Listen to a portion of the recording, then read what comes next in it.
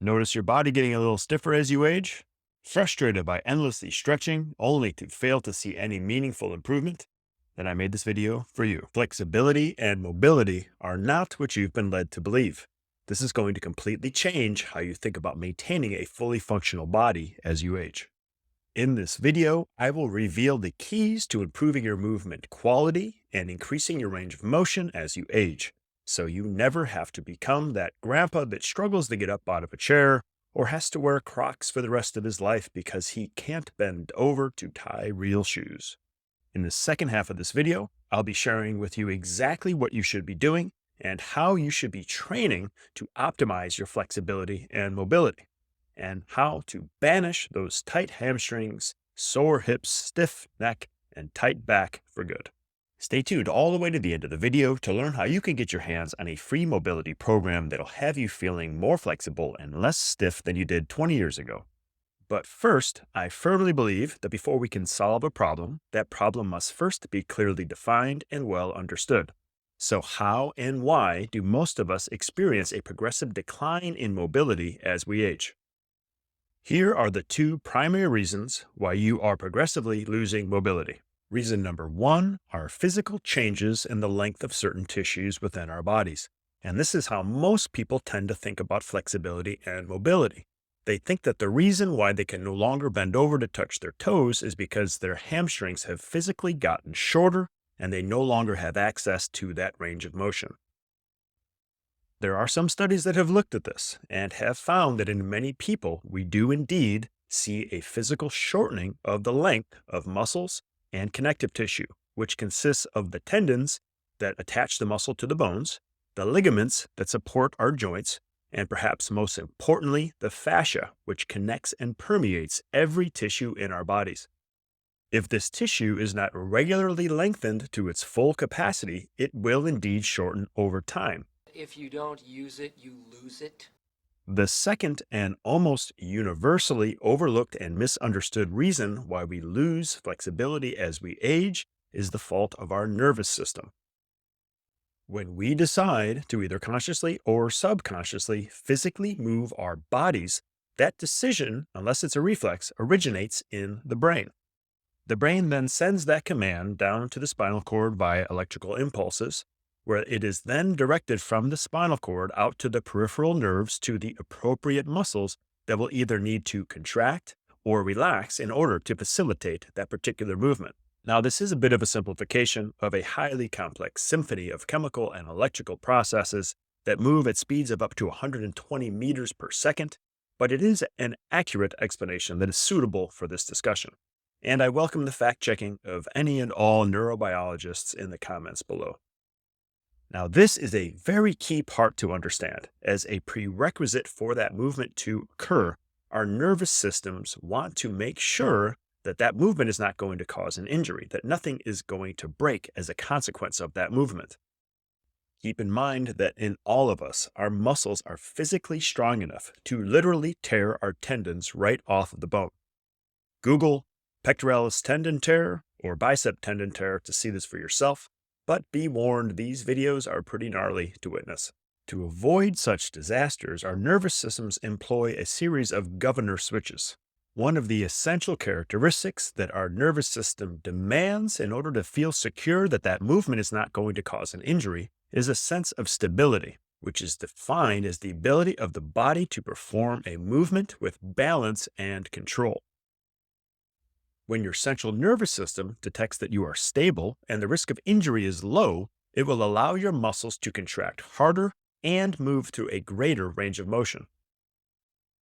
However, if your nervous system detects instability, it will activate those governor switches and limit the strength of your muscular contractions and limit your range of motion. This concept is known as the central governor theory, and is the key to making lasting improvements in your flexibility and mobility. To clarify this crucial principle and really hammer this point home, this is what I want you to visualize for yourself. This is your maximum range of motion that is allowed for by your full genetic potential. In some alternate universe where your genetic twin is a contortionist in the Cirque du Soleil show and has been training his flexibility for his entire life, this is the range of motion that the same DNA that you possess is capable of producing. And this here is the range of motion that you currently possess with those tight hamstrings, tight hips, low back, stiff neck, and shoulders that have been punished for years and years sitting at a desk, earning a living to support your family. Now, I hate to be the one to break this to you, but if you're over 40, you should probably abandon those dreams to become a contortionist in the circus. Now, our goal with our flexibility and mobility training is to get your range of motion from where you currently are here and expand it to your full potential here. So when we stretch or do some other mobility exercise, that is exactly what we're trying to achieve, expanding our range of motion capabilities so we feel less stiff like the Tin Man, and to maintain the ability to do all of the activities that we want to be able to do as we age, from getting down on the ground, playing silly games with our grandchildren, to gardening, to simply getting up out of a chair without pain. And perhaps most importantly to some of you, the ability to maintain freedom of movement with our bodies so that we can swing a golf club through a greater range of motion and add 20 to 40 yards to our drive, which, despite not knowing anything about the game of golf, is something I've been able to help many of my clients achieve. Sorry, ladies, I'm not the golfing type.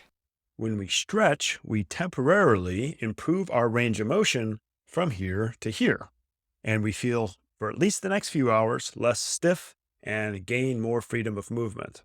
Sadly, if you're like just about every person I've ever known, the improvements elicited by stretching alone are almost always just temporary. Those tight hamstrings that you stretched and loosened up today are almost certain to come back tomorrow tight once again.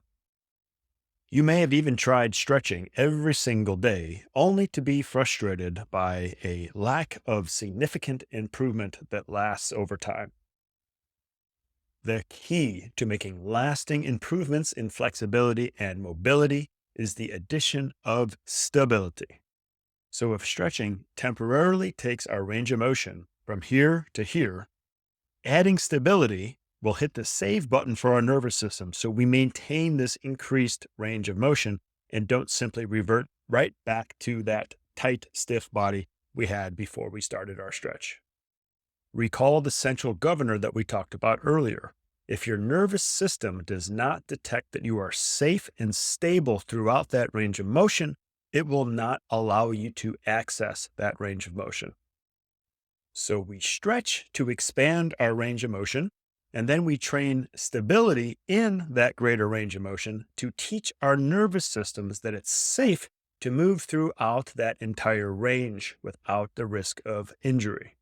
Okay, are you with me so far?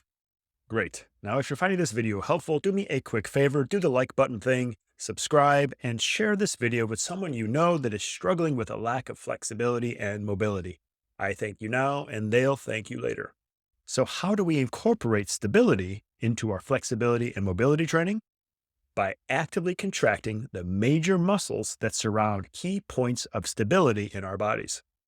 Now, I need to give a shout out to Dr. John Russin, the creator of the Pain-Free Performance Specialist certification that taught me this concept many years ago, that has helped me and the clients I coach dramatically improve our functional range of motion. During some part of our flexibility and mobility training, we need to actively stabilize our shoulders, our core, and our hips. These three key points are known as the pillar in this system of training. And by actively stabilizing our pillar, we send a powerful signal to our nervous system that it is safe for us to move through a full range of motion with minimal risk of injuring ourselves. So what does actively stabilizing our pillar look like? Well, in order to stabilize any joint, we need to actively contract the largest muscles on both sides of that joint. To stabilize our hips, we need to actively contract our glutes by pushing our feet down through the floor and imagining we have a grape between our cheeks and we're trying to crush that grape. And then we need to activate our adductor muscles, which are your inner thigh muscles. And we do that by imagining that you have a ball in between your knees and you're squeezing the hell out of that ball. In order to stabilize our core, we want to breathe deeply into a big belly, imagining that our midsection is a cylinder And we're expanding that cylinder as wide as it'll get, 360 degrees of expansion on that inhale, and then bracing during our exhalation, breathing out through pursed lips, bracing as if someone might come and punch you in the stomach. To stabilize our shoulders, we actively pull our shoulders down away from our ears and then squeeze our triceps into our ribs as hard as possible, contracting our lats and our pecs, the two largest muscles on both sides of the shoulder joint. Now, depending on your current level of body awareness, stabilizing just one of these joints will likely feel somewhat difficult and taxing. And unless you're an experienced power lifter, contracting all of these muscles as hard as possible simultaneously will likely feel very challenging the first time you try.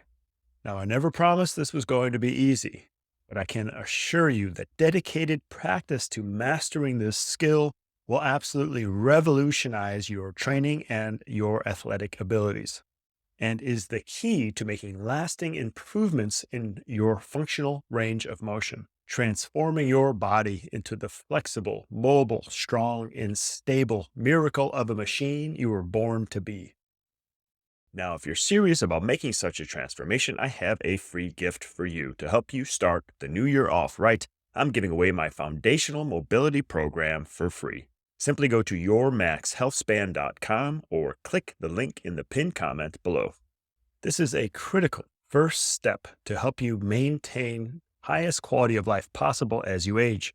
And my team and I are here to help you take the next steps when you're ready. Now make sure to hit that subscribe button and the notification bell so you don't miss any of the videos I post on here that are all dedicated to helping you achieve your maximum health span.